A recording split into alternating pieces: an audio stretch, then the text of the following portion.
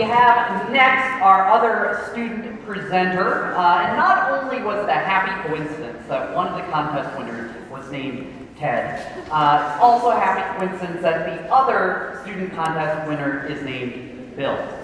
And it's Bill. Okay. Anyway, next, without further ado, we're going to hear from Bill Fuller.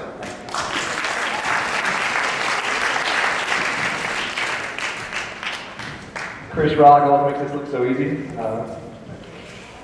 Good afternoon. For those of you whom I've not yet had the pleasure to meet, my name is Bill Fuller. I'm a third-year medical student at SUNY Downstate. The title of my talk today, How Can We Help Make Students into Great Doctors, is a great question. It's full of noble purpose, and I'm in fact so fond of it that I wish I could tell you it was the question I had set out to answer. But the actual problem that I considered when first conceiving this talk for today is slightly different, and in the interest of creating some context, I feel I should tell you about it. It is a consensus among med students that some parts of med school suck. Now, many of you will be quick to point out that it is also a consensus among every member of every profession that some parts of their jobs suck too, and that's a fair point.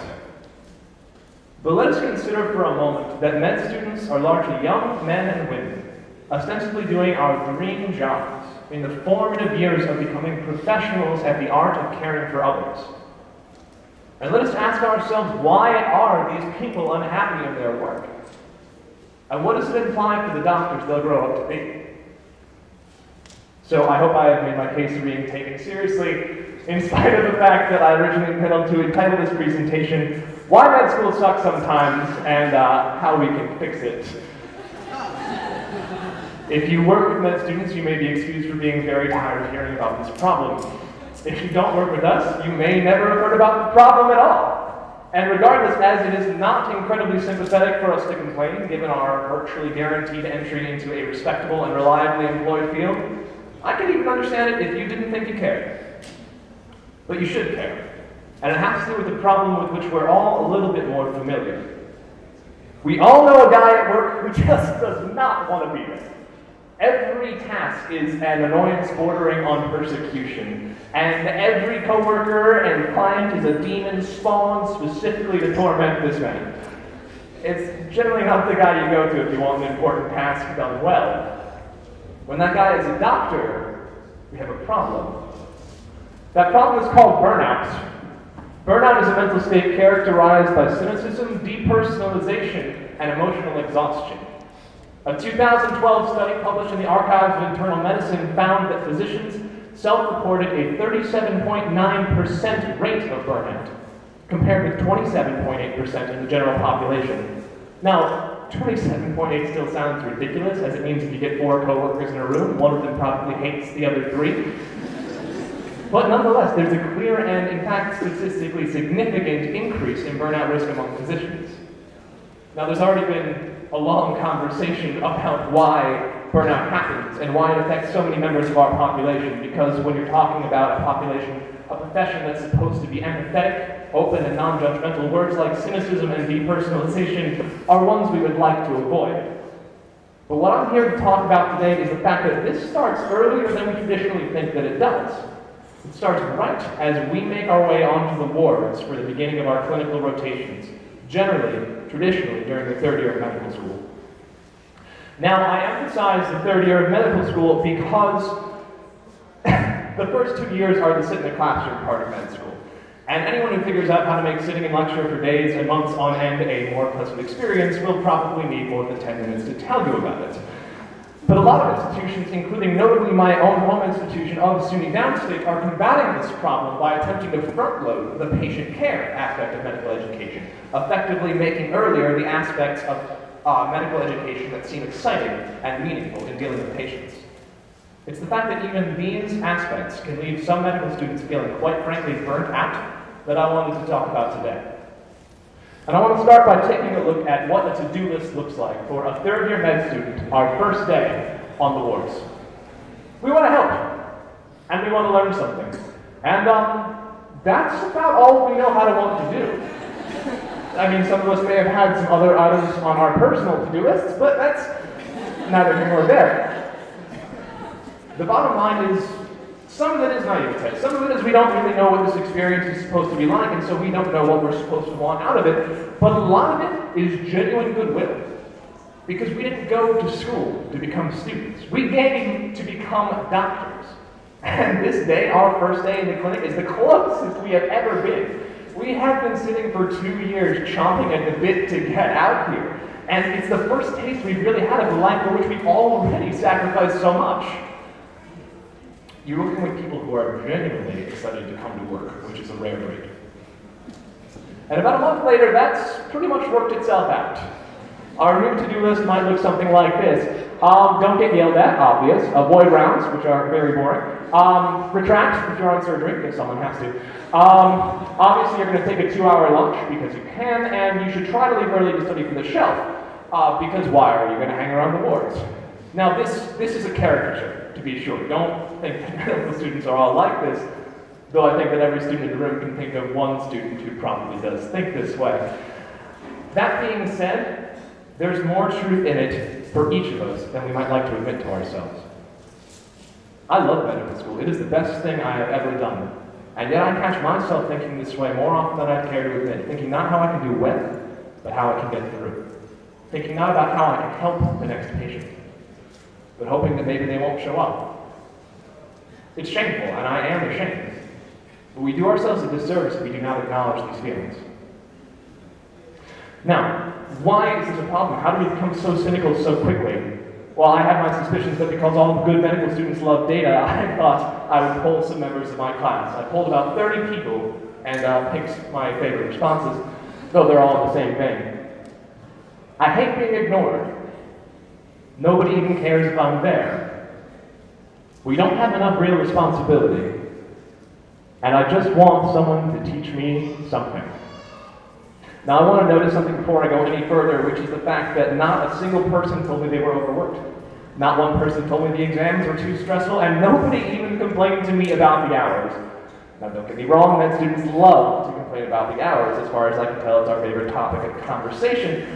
But when asked what the real problem is, what has made them at times resent their status as a clinical medical student, every single person I spoke to, no exceptions, mentioned a lack of meaningful work.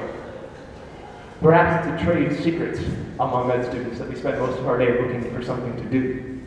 On many services, our role is not well defined, and when we can't find a task, even after we have awkwardly crawled to every member of the team and asked, "What can I do for you?"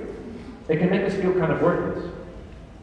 And on the other side of the coin, everyone I spoke to could recall one rotation, one series of weeks in which they were worked to the bone, day and night, working on patients and constantly tasked with something. And they were the happiest they had been in medical school. You can see they have no problem remembering why they wanted to be doctors when they're talking about this time. So why can't we find meaningful work all the time? Well, to talk about that, I wanted to show you some more to-do lists. The doctors we work with most frequently are the residents, both the junior and senior residents. So what do their to-do lists look like? Well, an intern, a first-year resident, has to write orders, write discharge summaries, study for their in-service exam, which I'm told they have to pass, update the online dating profile, because OkCupid does not do it itself, and, maybe teach the medical student. How about the senior resident? They have to call consults, manage the interns, see lawyers about the patient whose life they sued and saved and is now suing them, maybe see their wife who they haven't seen in 3 days because they've been on overnight call, and oh yes, teach the medical student. Or don't, and suffer no consequences. But I show you these priorities not to blame these people, but to absolve them. For when we're speaking of people of whom we already ask so much, days, nights, a life of sacrifice for people, can we really tell them they should stick around to teach us instead of going home and try to have some life outside of work? I think not. They are only responding to incentives. But then what do? We change the incentives, and it's simpler than we think. Take us off the to-do list. Every intern worth a damn can think of something he can do to improve patient care if he only had 20 minutes. Guess what? We have the time. Send us to educate a patient about diabetes for 20 minutes when he just got diagnosed. Send us to talk to a woman about how her new cancer diagnosis is making her feel. Give us the tasks you don't even think about anymore because you haven't had the time to do them for your entire career. We have the time. We will go through a patient's prescriptions bottle by bottle with him until he understands why he's supposed to take them.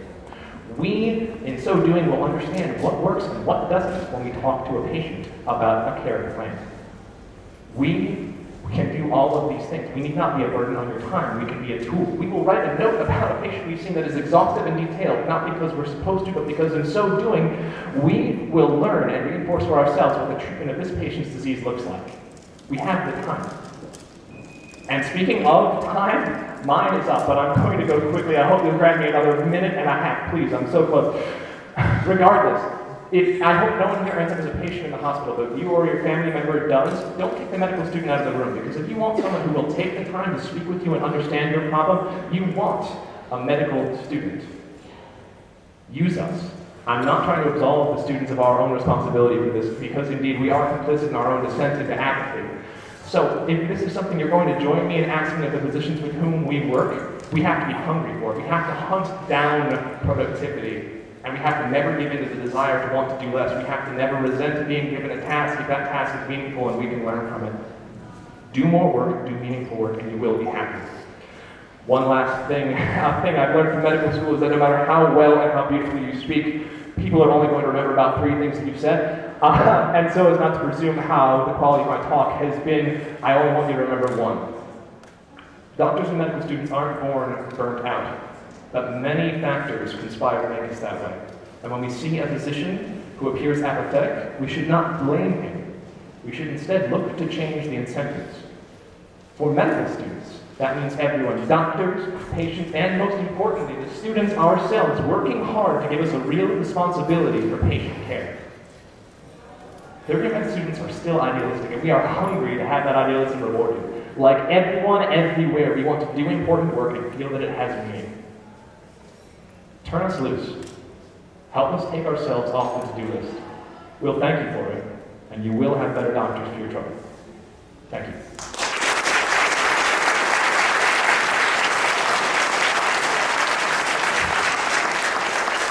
While I'm up here, I would also mention, for those who have not already heard, I also have the pleasure of serving as the physician recruitment chair for the Brooklyn Free Clinic.